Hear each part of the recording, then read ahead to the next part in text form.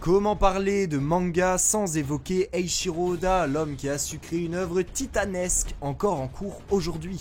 Étrangement, je pense que beaucoup ne le connaissent pas réellement, c'est pour cela qu'aujourd'hui, faisons un bond dans le temps et plongeons-nous dans la vie de l'un des plus grands mangaka de sa génération, j'ai nommé Eiichiro Oda.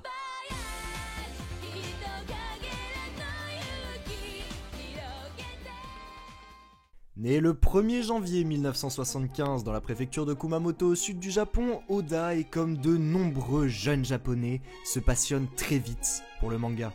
Et ce notamment avec Vic le Viking, une série animée de 1973 racontant l'histoire de Vic, un jeune viking. C'est tout.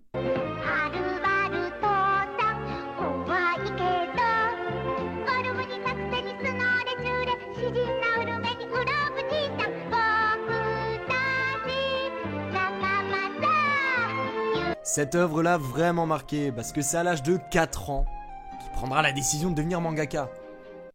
À 4 ans, moi je chiais dans mes couches. Alors, il faut savoir qu'au Japon, devenir mangaka c'est le rêve d'énormément de jeunes. Le manga est ancré dans la culture japonaise. Le seul problème c'est que le retour à la réalité fait souvent mal et c'est pour ça qu'il y en a beaucoup qui abandonnent. Oda lui, rien ne l'arrête. Il avouera même que pour lui, devenir mangaka, c'était tout simplement un moyen de ne pas avoir à travailler. Il voyait vraiment ça comme un passe-temps, mais vous verrez bien qu'on y reviendra.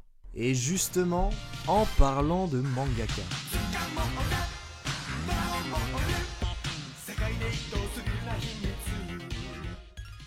Nous sommes le 3 décembre 1984 lorsqu'au Japon apparaît dans le magazine de prépublication de manga Weekly Shonen Jump un jeune homme un peu étrange, doté d'une queue.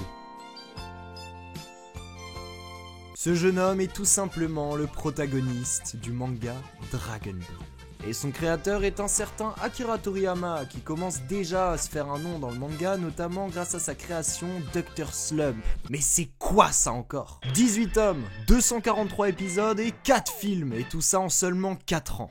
Voilà ce que c'est Dr. Slump.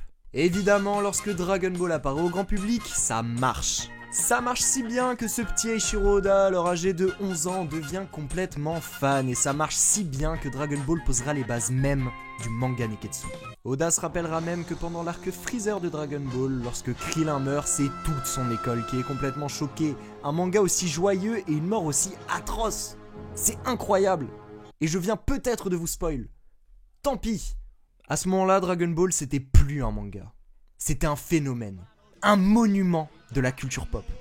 Et de telles œuvres, évidemment, ça inspire.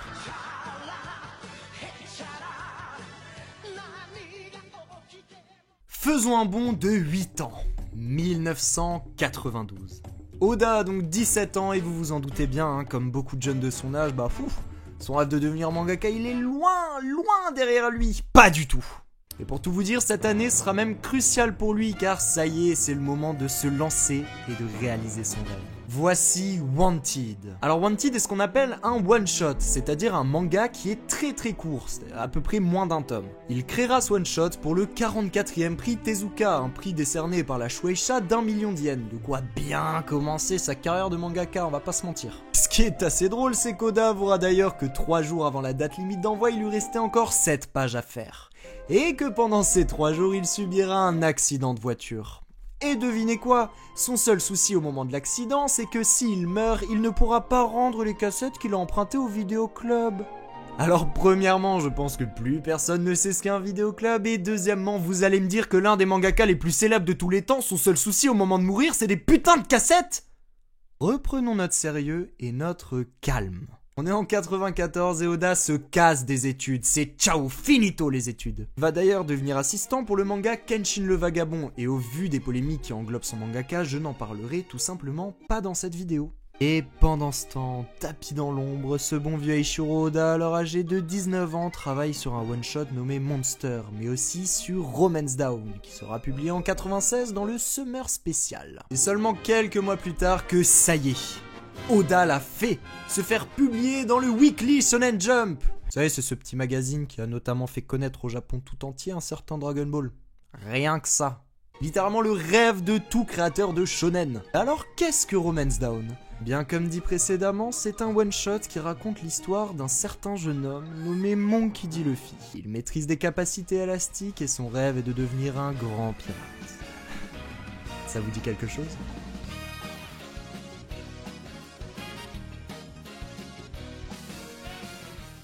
Vous l'attendiez.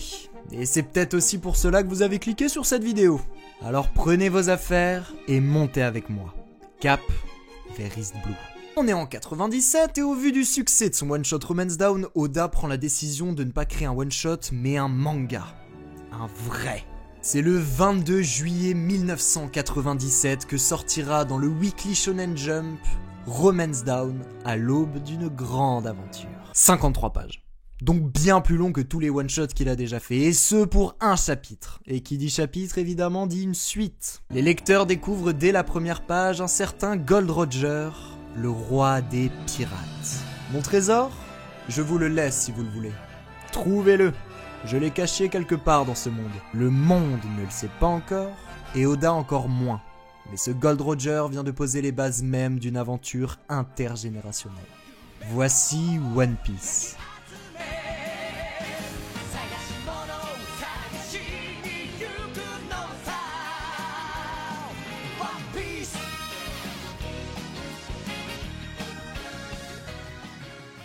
Mais alors il parle de quoi ce chapitre ? Bah on y retrouve comme dans le one-shot Romance Down un certain Monkey D. Luffy qui, comme dans ce même one-shot, a des capacités élastiques et le même rêve, devenir le roi des pirates. C'est une réussite.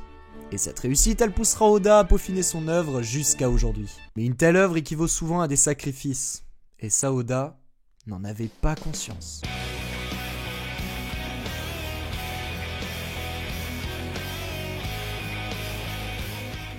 Dans une interview, Oda avouera qu'il travaillait tellement au début de One Piece que s'il apprenait la mort d'un proche tel que sa mère ou son père par exemple, ça ne lui ferait rien. Faut aussi savoir qu'Oda avait fait la promesse à sa femme qu'à la fin de One Piece, il se ferait un voyage sur une île paradisiaque. Bah elle attendra encore, hein. Ouais. Et d'ailleurs, je ne sais pas si vous le savez, mais Oda avait révélé que One Piece aurait dû durer seulement 5 ans. Ça fait 27 ans. Et on sait toujours pas c'est quoi le One Piece, et on sait toujours pas c'est quand la fin. Il faut tout de même préciser quelque chose, c'est que Oda travaille en grande partie seul. Alors oui, comme beaucoup de mangaka, il a des assistants, mais il leur lègue seulement une partie du travail. Par exemple les décors.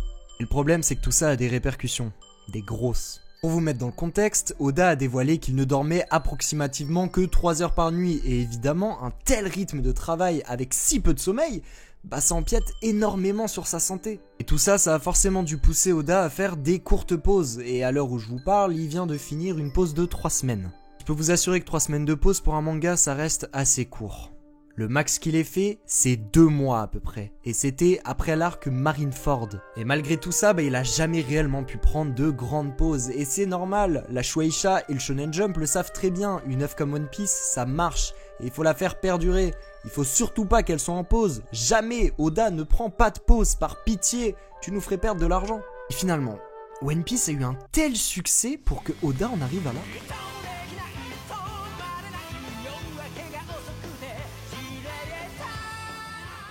Chaque semaine, un chapitre de One Piece est publié dans le Weekly Shonen Jump. Et d'ailleurs, après 27 ans, c'est quoi One Piece ? Eh bien One Piece, c'est plus de 1100 chapitres, 107 tomes au moment où je vous parle et plus de 1000 personnages dont Oda a probablement oublié la moitié des chara-design. C'est aussi plus de 1000 épisodes pour sa série animée, mais malheureusement toujours cette même question auprès des fans. Qu'est-ce que le One Piece dont Roger nous parle depuis le chapitre 1 ? Car oui, on n'en sait toujours rien. Mais One Piece, c'est aussi plus de 500 millions d'exemplaires vendus, ce qui en fait à l'heure actuelle le manga le plus vendu de tous les temps. Devant celui que Eiichiro Oda respecte plus que quiconque, Akira Toriyama. Donc oui, One Piece a réellement eu un succès. Et comme pour Dragon Ball, à ce stade-là, on parle plus de manga, on parle de monument de la culture pop.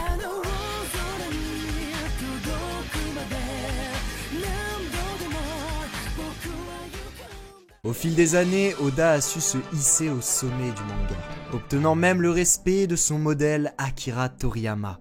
One Piece a su prendre et assumer la première place que Dragon Ball lui a léguée, comme si elle lui était destinée, comme si Luffy avait maintenant entre les mains l'âme même du manga Neketsu. Et vous savez quoi ? Je pense que tout ça c'est tout simplement mérité.